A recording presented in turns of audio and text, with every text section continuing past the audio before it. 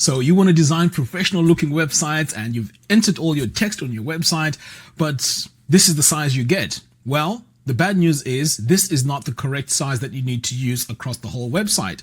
You need to use specific sizes for your headings. But the problem is, how do we know what size we need to use for H1, H2, H3, H4, or whatever it is? Well, there is a system that you need to follow, and that is what I'm going to show you in today's video. Now, once you apply this to your websites are going to look professional and consistent. But before we get started, if you haven't yet joined Divi University, head over. There's a free community of designers that use Divi. This is where we share tips, and I also put in a lot of resources there. So go ahead and sign up for your free account on Divi University. Okay, so if you want to calculate or find the right size for your headings, you need to head over to this website called typescale.com. Now, there are different mathematical formulas that you need to use to make your headings look very professional, and they differ on screen sizes. So as you can see here, there's minor third. Okay, so you can see the sizes here. They start from 1 rem from paragraph, and they go all the way up to 2.9 rem. Okay, you can also go for pixels, but I highly recommend you don't use pixels. So let's look at other measurements as well. So there's also a major third. Now these are all, like I said, mathematically calculated, and they look great on websites. So you can go through all these and choose which ones look best for you. But obviously when it gets to the golden ratio here, this is something that you can use for massive screens, not just necessarily websites, but you get the point. So what I like using here is the perfect third. Okay, these ones seem to be really, really nice. And if you take a look here on the right, these are, the examples of what it would look like if you're going to apply this.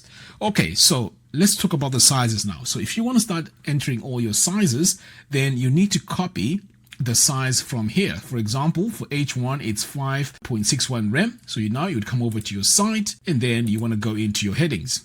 So you'd come over here, go to design, and then heading text.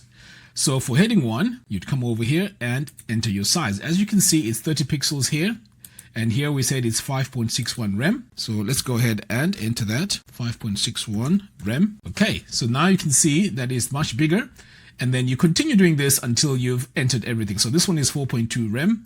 So this is your H2. You'd come back over here, go to H2, and this one is 4.6 rem. Okay, so you continue doing that. Now, if you want to make them bold, again, you would come over here to change this from regular to bold or semi-bold, depending on the actual font, because some don't react very well when you enter bold or any different sizes here. Okay, so I'm just going to add bold to this one here as well. And as you can see now, we're starting to get consistency. So I highly recommend that you go to typescale.com, and this is where you'd get your actual sizes. And obviously here you can also enter your weight so that you can see what font you're working with. Now, if you have a specific font that you use on your website, you want to come over here to your fonts.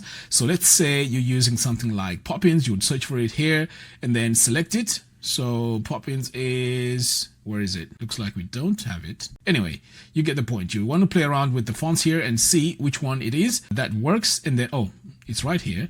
I saw it a moment ago. This is crazy. Oh, there we go. Poppins. There we go. So you can see it's a minor transformation here, but this will help you visually see what the font looks like at different sizes. So go ahead, take a look at typescale.com, and also if you haven't signed up on Divi University, go ahead and do that. I mean, I share a lot of tips similar to what I am doing right now to help you become a better designer. Until next time, thanks for watching, and I'll see you in the next one. Take care.